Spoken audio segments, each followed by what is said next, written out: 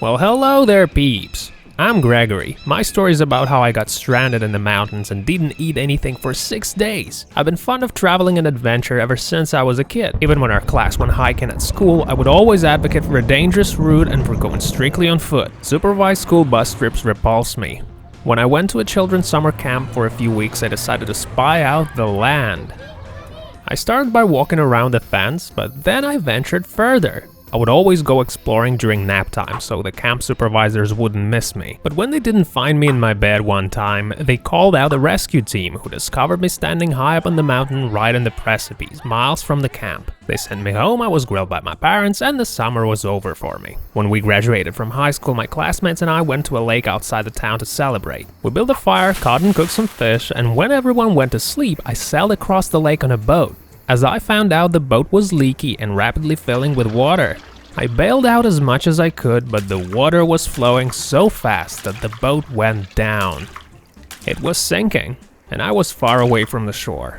I all but succumbed to my fate. I was a good swimmer, but all I could do was flounder. My clothes were soaked and my legs were cramped. I knew I couldn't make it, and it was useless to cry for help. Then, I heard a motorboat approaching. The people on the boat had apparently noticed a drowning person, so they slowed down and stopped next to me. They were poachers carrying a huge haul. They dragged me into their motorboat and quickly delivered me to our camp. I knew adventure beckoned to me. I needed to feel that noble fear and to conquer it. When I turned 18, I planned out a trip to a foreign land with no knowledge of its people, language, or customs.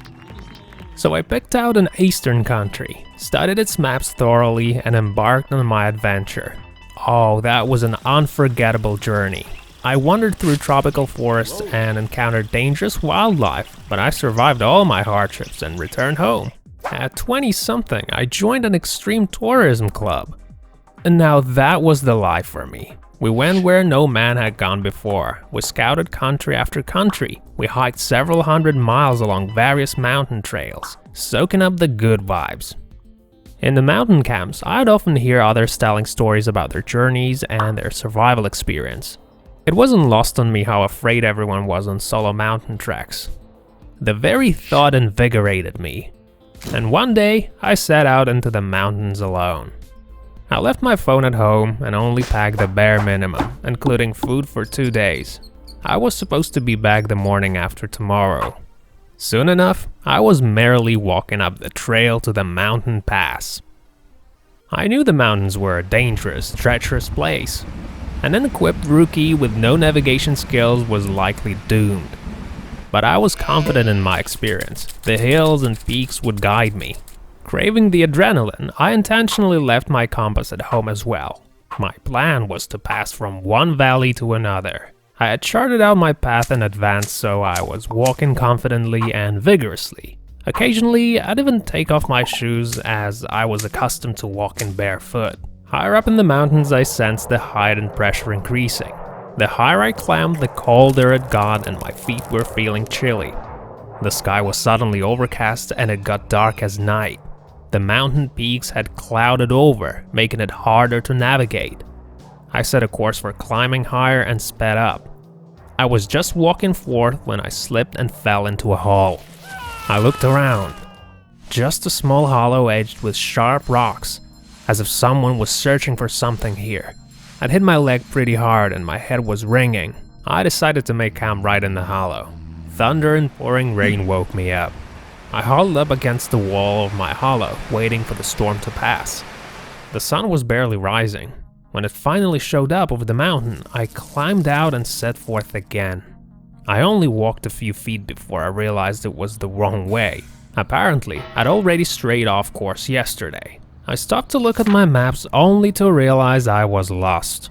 All I saw around me was the mountains, the high and mighty giants. I descended into a meadow, and I felt like I was at the bottom of an enormous basin. I'd climb a slope to look behind it, but it was only more mountains. A day passed, then another. My stomach squeezed with hunger, and my mouth was parched. I kept walking, but the mountains were never ending.